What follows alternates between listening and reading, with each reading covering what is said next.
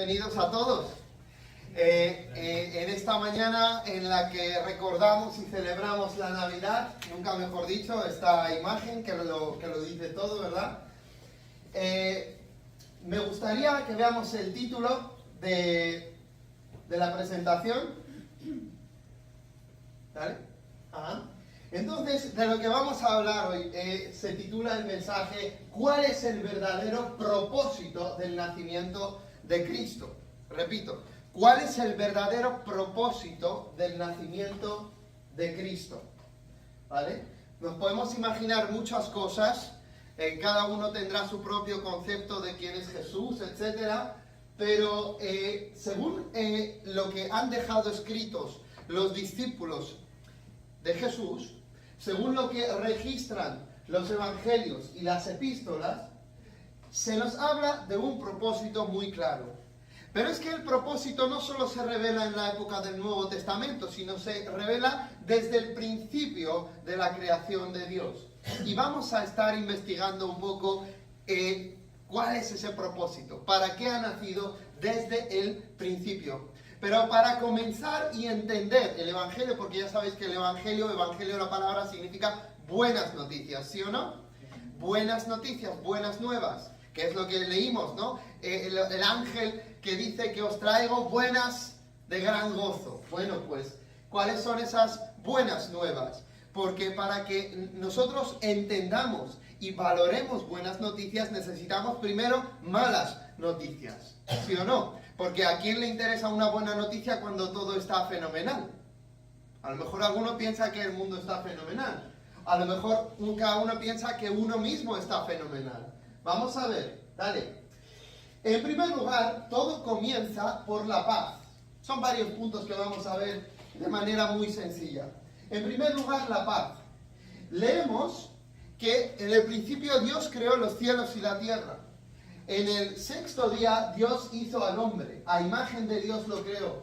Y en Génesis 1:31, después de crear al ser humano, al varón y a la mujer, dice: y vio Dios todo lo que había hecho, y he aquí que era bueno en gran manera. O sea que Dios, el ser perfecto, el ser santo, el ser omnisciente, omnipotente, todo amoroso, creó el mundo por su voluntad, ha creado a seres humanos con capacidad de reflejarlo, y después de haber hecho todo con esa hermosura y con ese diseño que le dio a todo, dijo que todo es bueno en gran manera. Entonces, ¿qué es lo que vemos en el relato del Génesis? Tenemos paz.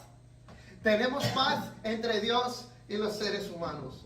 Tenemos que el ser humano es un reflejo de Dios en su forma de ser. No hay pecado en el ser humano. No hay nada que a Dios no le guste, ni en la creación ni en el ser humano. Bien, ese es un buen punto de partida, porque esto nos recuerda que el mundo no siempre fue como es actualmente. Y que la ruptura que tú mismo experimentas a la hora de mirar en tu corazón y darte cuenta de cómo estás, de lo roto que estás, de que hay muchas cosas que quieres y que no tienes, y hay muchas cosas que quieres y no deberías quererlas, y hay otras muchas cosas que parece que es un constante anhelar y son plenos deseos insatisfechos. ¿Y sabes por qué? Lo vamos a ver en esta mañana. Pero cuando Dios creó todo, era bueno en gran manera. Y aquí he puesto algunas palabras. Claro, cuando el ser humano está en comunión con Dios, porque el ser humano fue creado, tú fuiste creada, para estar en amistad, en comunión con Dios. Bien, si tú estás en amistad con Dios, reflejas a Dios, das gracias a Dios, y Dios te bendice, y estás en esa relación constante de conocer a ese Dios, todo amoroso, infinito, sabio, bueno, pues ¿qué puede haber mejor? Fuimos creados a imagen de Dios, y solo en relación con Dios nuestra vida tiene plenitud y sentido. Bien, por eso he puesto paz, amor, armonía, amistad. No solo eso, sino con el resto de la creación, con el mundo natural, había una armonía. Dios, los seres humanos, como virreyes, representantes en la tierra de Dios, y después estaban los animales y el resto de la creación de Dios. Había un orden. Dale al siguiente. Hasta que llega la separación después de la paz. ¿Y qué sucede? Bueno, pues Dios les dice que hay una cosa que no tienen que hacer. Y uno dice, ¿y por qué Dios les da esa posibilidad? ¿Por qué Dios les pone un árbol del conocimiento del bien y del mal? Para que ellos puedan tomar de él y pecar. ¿No sería mejor si Dios no lo hubiera puesto? No. ¿Sabéis por qué? Porque un mundo donde el mal no es una posibilidad no es el mejor de los mundos. ¿Por qué? Un mundo donde el mal no es una posibilidad es un mundo sin libre albedrío.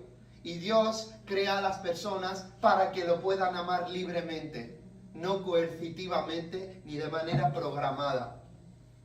Entonces, es necesario que haya un árbol para que, pudiendo hacer el mal, siempre se haga el bien.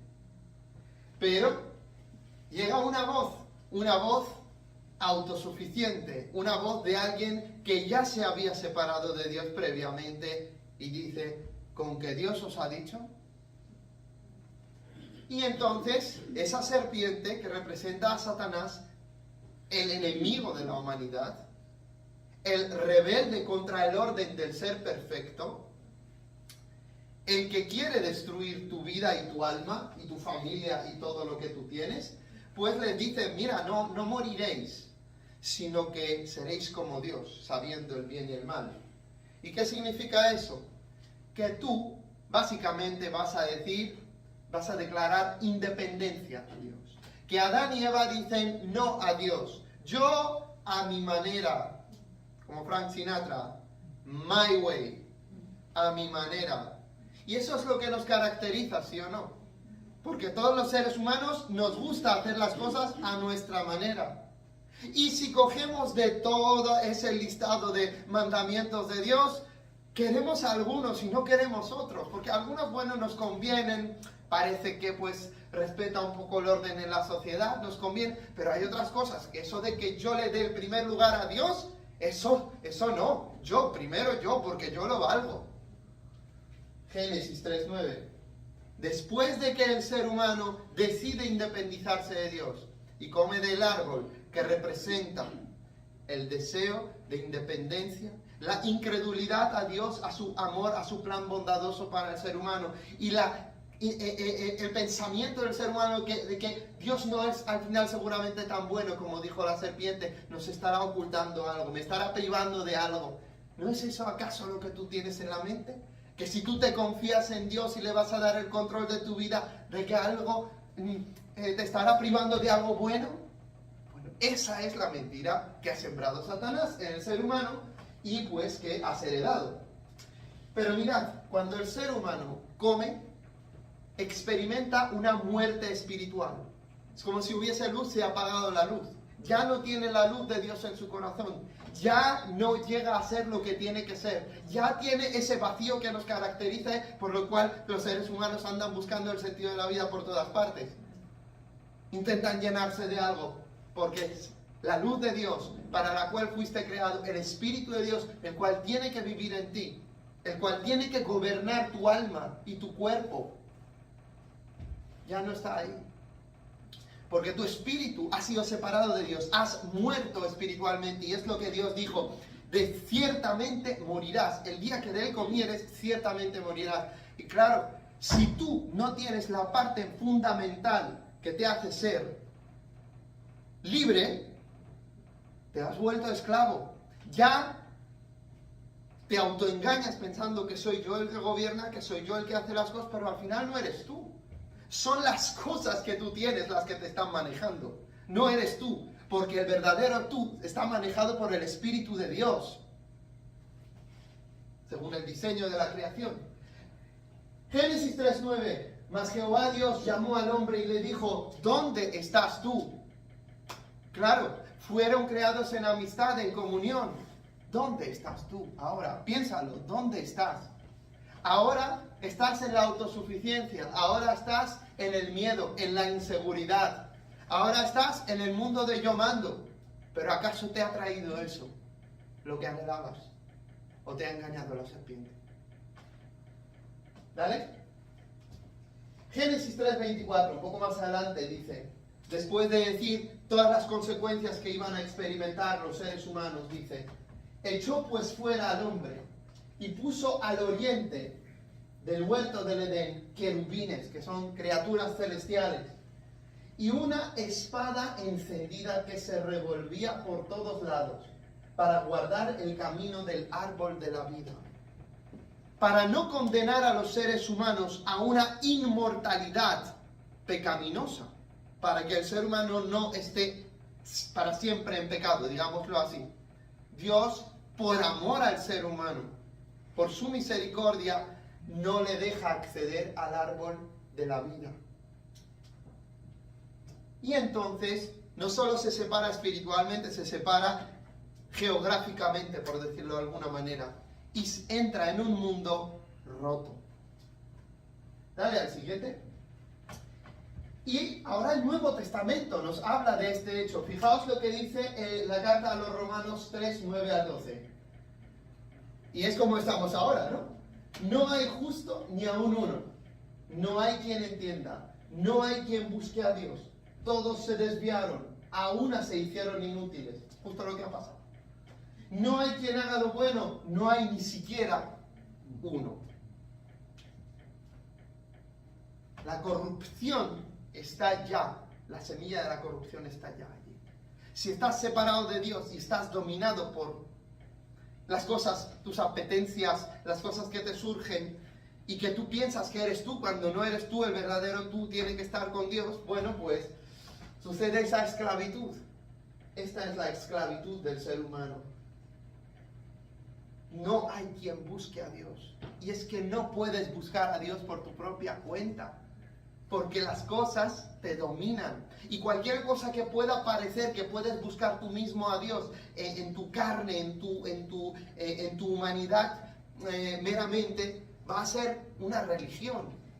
Pero no va a ser el Dios verdadero, porque el ser humano aborrece a Dios, rechaza a Dios por su pecado y no quiere que Dios reine sobre él. Y huye de la luz para que sus tinieblas no sean expuestas.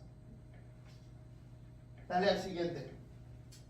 Romanos 3:23, en el mismo capítulo. Esta es la sentencia: por cuanto todos pecaron y están destituidos de la gloria de Dios. Pecaron, fueron separados del Edén, no puedes volver al Edén, al menos no como estás. Ni siquiera quieres volver al Edén. Quieres en todo caso los beneficios del Edén, los beneficios de estar con Dios, pero no anhelas a Dios.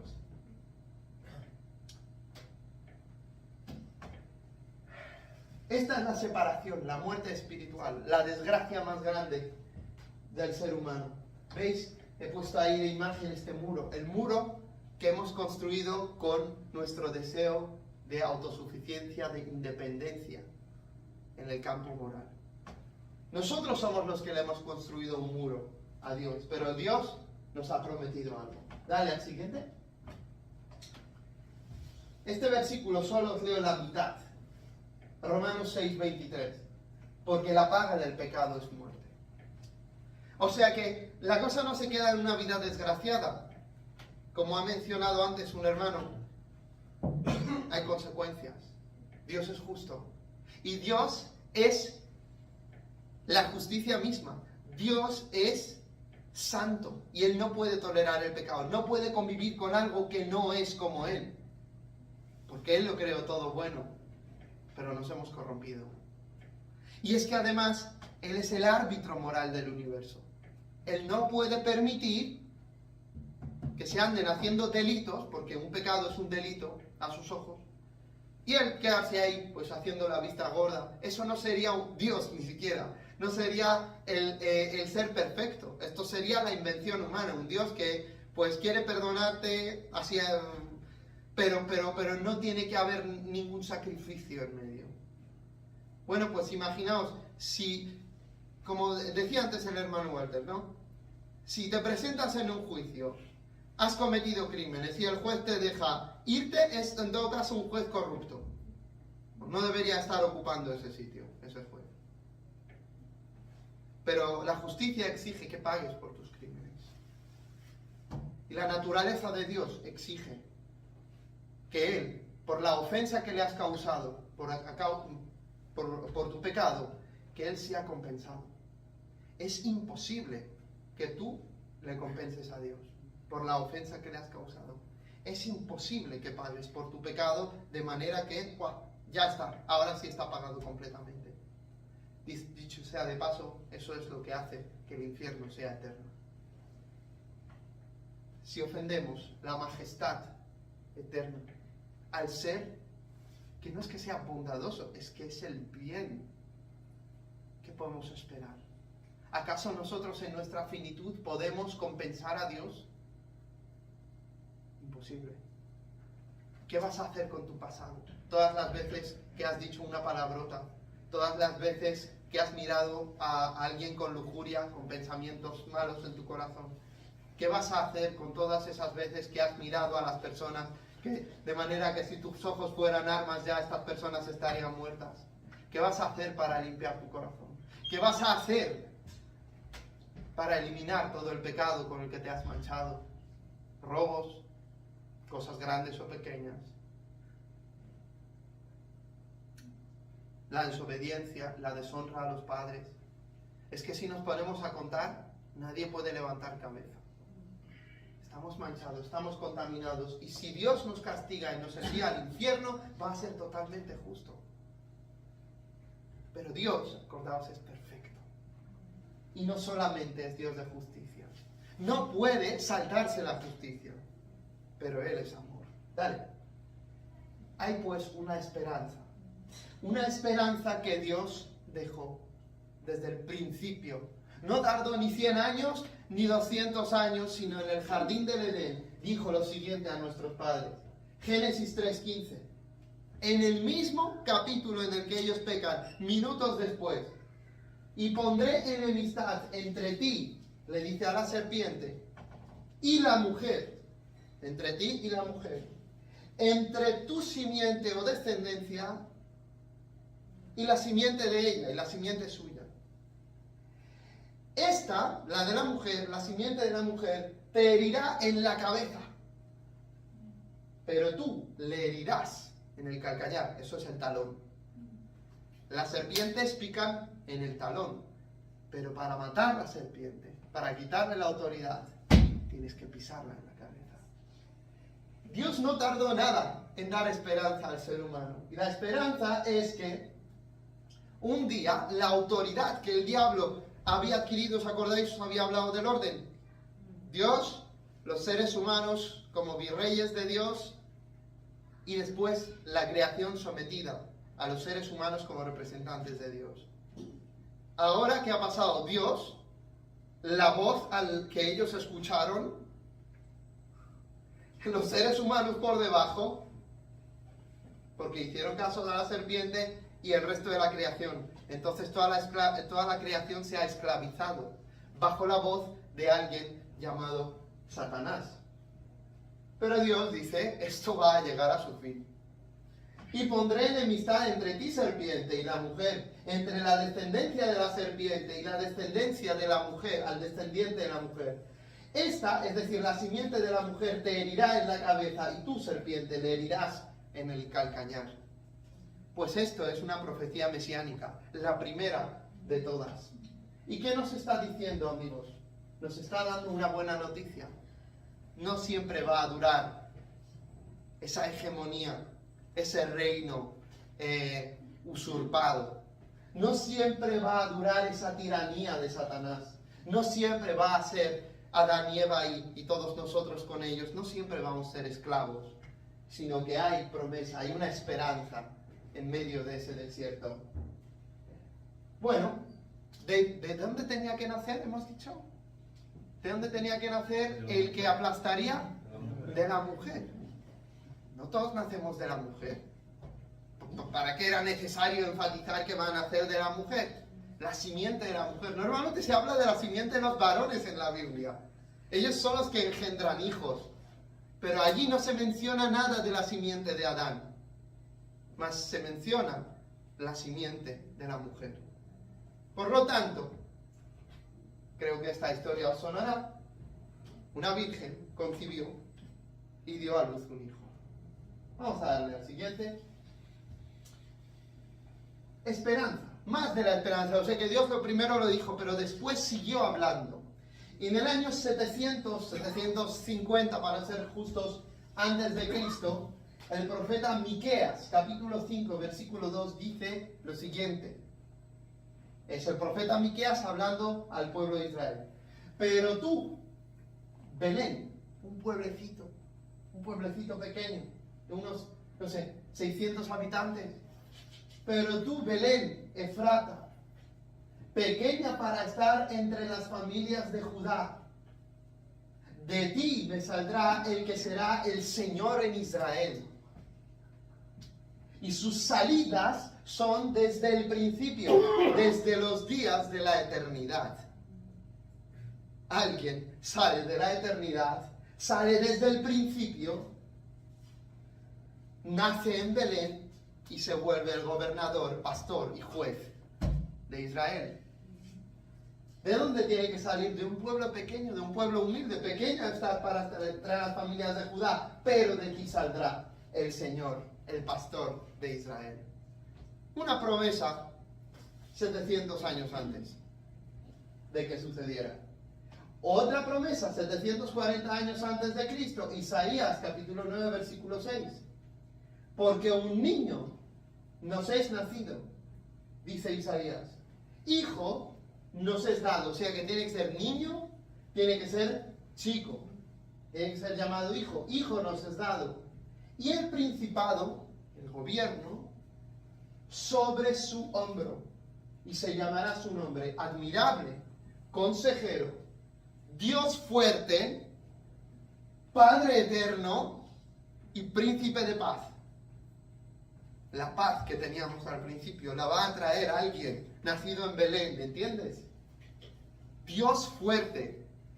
Ese es el mismo título que en el capítulo siguiente se utiliza para Jehová. Padre eterno o Padre de la eternidad se puede traducir. Tremendo, el creador del universo iba a nacer en Belén y además iba a ser un niño y además pues le conoceríamos con todos estos nombres o títulos. Tremendo. Esto no es esperanza. Y esto está registrado y puedes estar completamente seguro de que esto es anterior al nacimiento de Cristo. Son profecías verdaderas. Continuamos. Y ahora llega la buena noticia, la reconciliación. Ya lo que tenía que cumplirse comienza a cumplirse. Y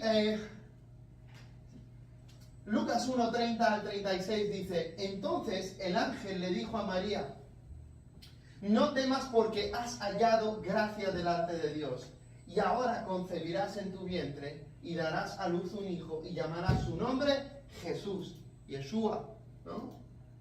Salvador, salvación, Dios es el Salvador. Este será grande y será llamado Hijo del Altísimo. Y el Señor Dios le dará el trono de David su padre. Y reinará sobre la casa de Jacob. Jacob es Israel, para que entendáis. Para siempre. Y su reino no tendrá fin. Wow. La simiente de la mujer que derrotará a la serpiente, que nacerá en Belén, que será el pastor de Israel, niño, hijo, Dios fuerte, Padre eterno, su reino no tendrá fin, será el rey. Davídico, porque Dios prometió a David que uno de tus descendientes se sentará en tu trono para siempre. Seguimos. Entonces María dijo al ángel: ¿Cómo será esto? Pues no conozco varón. Era virgen. Respondiendo el ángel le dijo: El Espíritu Santo vendrá sobre ti, y el poder del Altísimo te cubrirá con su sombra. Por lo cual, también el santo ser que nacerá será llamado Hijo de Dios. Será llamado Hijo de Dios porque nacerá sin un padre humano, de manera sobrenatural. Y he aquí tu parienta Elizabeth, que era estéril y anciana. Ella también ha concebido hijo en su vejez, y este es el 6º mes para ella, la que llamaban estéril. La madre del profeta Juan el Bautista, 6 meses mayor en la humanidad que Jesús. Continuamos. Y mirad la profecía en Mateo. Mateo 1, 21 al 23. Llega la reconciliación, mira cómo. Y dice, y dará a luz un hijo, y llamarás su nombre Jesús. Porque él, está hablando a José, el ángel en sueños habla a José, que quería dejar secretamente a María, y le dice que María dará a luz un hijo y llamará su nombre Jesús, porque él salvará a su pueblo de sus pecados. Si Jesús significa, Yeshua significa salvación, pues básicamente le llamará su nombre Salvador, porque él salvará a su pueblo de sus pecados. Versículo 22, todo esto aconteció para que se cumpliese lo dicho por el Señor por medio del profeta. ¿Cuál? Isaías también. Cuando dijo, he aquí una virgen concebirá y dará a luz un hijo, y llamará su nombre Emmanuel, título profético, que traducido es Dios con nosotros. Jesús tiene un nombre y tiene muchos títulos, como ya hemos visto. Dios con nosotros. ¿Continuamos? Y mirad lo que sucedió. Lo que nos ha leído Walter en esta mañana. Gálatas 4:4. Pero cuando vino el cumplimiento del tiempo, Dios envió a su Hijo, nacido de mujer y nacido bajo la ley. Tenía que ser un judío, israelita, cumplir todas las leyes sin romperlas ni una sola vez jamás. Y tenía que haber nacido de mujer. ¿A qué se refiere Gálatas 4:4? A Génesis 3:15. Pondré enemistad entre ti y la mujer, entre tu simiente y la simiente de ella, él te herirá en la cabeza y tú le herirás en el calcañar. Ahí lo estáis viendo en la pantalla. ¿Vale? Si bien la profecía se dio al principio de la creación, esto está anotado cerca del 1500 a.C., cuando Moisés se pondría, para ser más justos, en los 1400 y pico antes de Cristo, cuando se pondría a escribir el Pentateuco, en los primeros 5 libros de la Biblia. Él te herirá en la cabeza. La simiente de la mujer te herirá en la cabeza. Ahí está, nacido de mujer. ¿Por qué es tan importante? Reitero, porque la mujer no tiene simiente, la simiente viene del varón, pero aquí no hay varón participando. Continuamos. Más sobre la reconciliación. Mirad lo que nos dice en la carta de Pablo a los romanos. Mas Dios muestra su amor para con nosotros, en que siendo aún como pecadores, como tú y como yo éramos, ¿no? Cristo murió por nosotros. Pues mucho más estando ya justificados, es decir, declarados legalmente justos en su sangre, o sea, gracias a su muerte, por él seremos salvos de la ira. ¿De qué ira? De la ira de Dios, de la que os he hablado, que Dios no puede tener por inocente al culpable. Dios debe castigar al pecador, sea un pecado más grande al juicio humano o más pequeño al juicio humano, porque para Dios todo es pecado, y el peor de ellos es el deseo de permanecer independientes de Dios, y aun cuando se te ofrece la posibilidad de volver a casa en la vida. Porque si siendo enemigos, versículo 10, fuimos reconciliados con Dios por la muerte de su Hijo, mucho más estando reconciliados seremos salvos por su vida. Gracias al valor de la vida de Cristo, gracias a este Dios hombre, que en esas 6 horas en la cruz padeció y sufrió, no solo los clavos, no solo los azotes, no solo las burlas, no solo los rechazos, que eso es la parte humana, sino sufrió en su psique el castigo infinito al que tú tendrías que estar sometido por la eternidad, para librarte de una vez y para siempre de las consecuencias de tu pecado, si tú lo quieres. Versículo 11. Y no solo esto, sino que también nos gloriamos, nos gozamos, nos alegramos en Dios, por el Señor nuestro Jesucristo, por quien hemos recibido ahora la reconciliación. ¿Qué significa reconciliación? Hacer las paces. Dios, esta mañana, te invita a hacer las paces con Él, por medio de Jesucristo. ¿Dale? Ahí, pero atrás. Ahí. Más sobre la reconciliación. Jesús ha resucitado, mirad. Porque primeramente os he enseñado, dice Pablo, esto. He enseñado lo que asimismo recibí. Que Cristo murió por nuestros pecados, conforme a las Escrituras, o sea, de acuerdo al Antiguo Testamento. Y que fue sepultado y resucitó al tercer día, conforme a las Escrituras. Y que apareció a Cefas, que es el apóstol Pedro, Simón Pedro. Y después a los 12. Y después apareció a más de 500 hermanos a la vez, de los cuales muchos viven aún y otros ya duermen. Y después apareció a Jacobo, que era escéptico, uno de los hermanos de Jesús. Después a todos los apóstoles. Y después dice, y después a mí, dice Pablo, que era perseguidor de la iglesia. Jesús no se apareció en una sola ocasión. Este es el reporte más temprano que tenemos. O sea, si tú quieres saber desde el punto de vista histórico, crítico, lo más temprano que tú sabes acerca del cristianismo, esto data de 2 a 5 años después de la muerte de Jesús. De 2 a 5 años.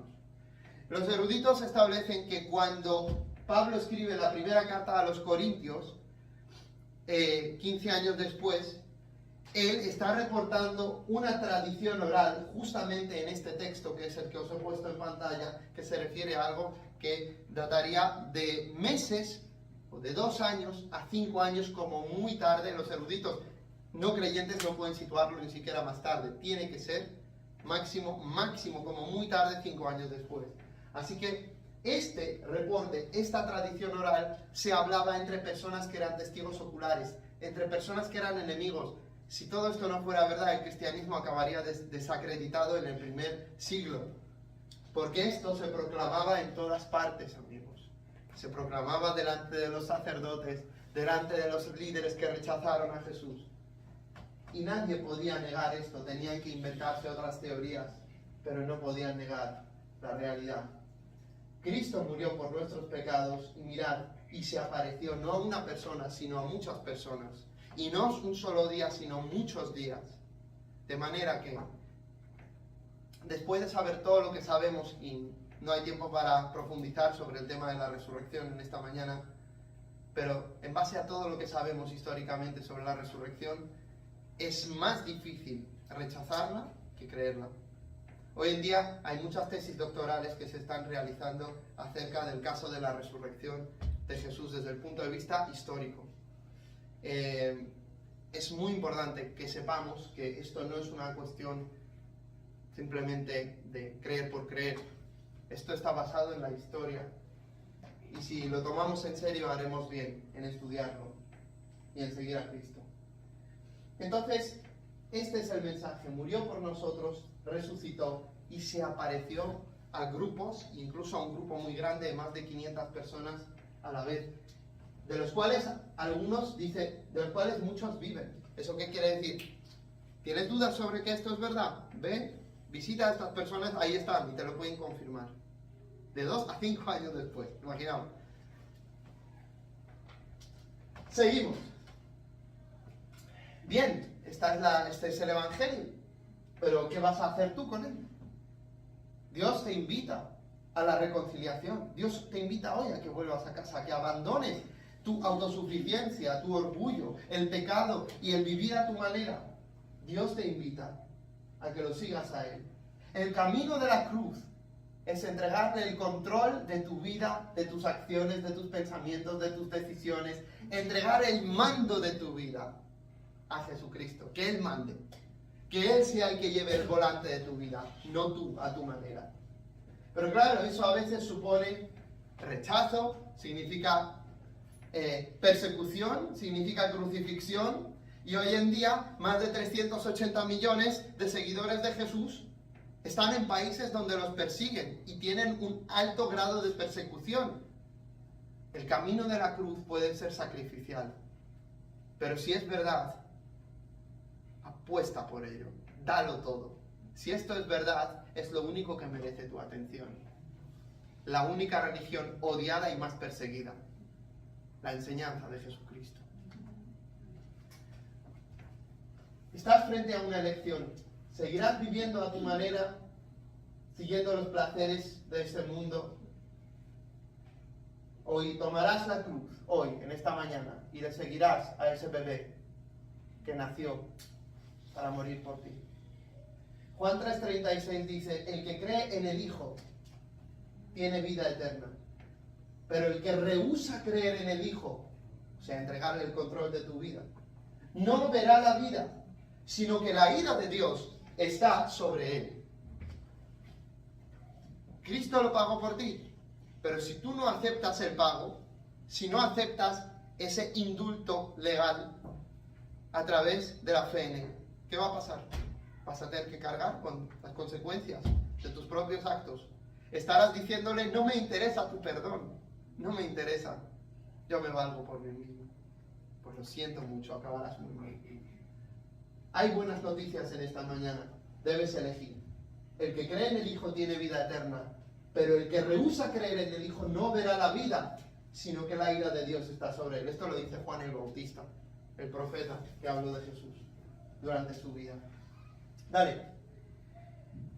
Vamos terminando. Ahí está la humanidad. Ahí estás tú, frente a ese precipicio. Buscad a Jehová, dice Isaías 55, 5 al 7. Buscad a Jehová mientras pueda ser hallado, llamadle en tanto que está cercano. Deje el hombre impío su camino, y el hombre inicuo sus pensamientos, y vuélvase a Jehová, el cual tendrá de él misericordia, y al Dios nuestro, el cual será amplio en perdonar. Dios es amplio en perdonar. Él quiere perdonarte hoy, quiere que vuelvas a casa, quiere que dejes ese lastre de pecado, que dejes esa esclavitud, porque tú no eres tú. El verdadero tú está en Cristo, no fuera de Cristo. Será amplio en perdonar. Ven a Él en esta mañana. Dale. Jesús, cuando comienza su ministerio, después de bautizarse, en Marcos 1:15 dice, el tiempo se ha cumplido, dice el Señor Jesucristo, y el reino de Dios se ha acercado. Arrepentíos. Deja de vivir a tu manera, entregar el control de tu vida. Arrepentíos y creed en el Evangelio. Cree en esta buena noticia. Jesús nació por ti. Murió, resucitó y si le entregas el control de tu vida, tendrás el perdón. Dios es amplio en perdonar. Dios te recibe, Dios te acepta. Pero corre a Cristo. No sabes qué va a pasar contigo mañana. No sabes si vas a llegar hoy a casa. No tienes nada garantizado. Cada aire que respiran tus pulmones, cada soplo, cada respiración, todo eso lo tienes por gracia. Dios te lo puede quitar en cualquier momento, porque todo lo tenemos de Él, todo lo tenemos de gracia y de misericordia. Así que arrepiéntete, corre a Él, entrégale el control de tu vida. No hay nada mejor que te pueda pasar en la vida. Dale. Y bien. Y ahí concluye el mensaje. Jesús ha nacido por ti y por mí. ¿Qué harás con él? ¿Te arrepentirás? Pues me gustaría felicitarte. Feliz Navidad. Muy bien, muy bonito, todo bien. Pero si Jesús no nace en tu corazón, ¿de qué sirve? Si Jesús no vive en ti, si tú no estás en Cristo, ¿de qué sirve? Sirve para aquel que lo aprovecha, pero para ti no. Así que no basta con que Jesús haya nacido en la historia, el Jesús histórico. Tiene que nacer en tu vida, en tu corazón. ¿Le dejarás? ¿Renunciarás al autogobierno, al mando sobre tu vida? ¿Le entregarás el volante de tu vida hoy? Pues te quiero dar esta oportunidad y me gustaría orar. Y si tú quieres, que hables con Él también. Dios Todopoderoso, bueno eres y grande, que nos has dado este tiempo en el que podemos recordar el evento más glorioso, de más luz, Señor, en medio de tanta oscuridad y desesperanza. Señor, que has venido a traer libertad a los cautivos. Te ruego, Señor, hoy, que traigas perdón, porque tú eres amplio en perdonar. Tú quieres salvar a las personas.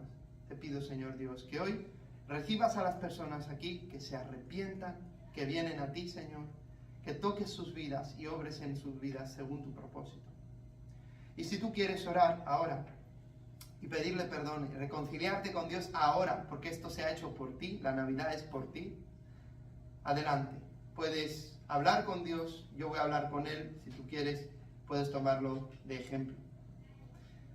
Pues Dios Padre, reconozco que he vivido a mi manera todo este tiempo, que he andado en mis propios caminos, hasta que he escuchado esta palabra del Evangelio, hasta que he escuchado que tú lo diste todo por mí, y que tú quieres perdonarme, salvarme, y que yo pueda cumplir aquello para lo que he nacido, y ser como debo ser.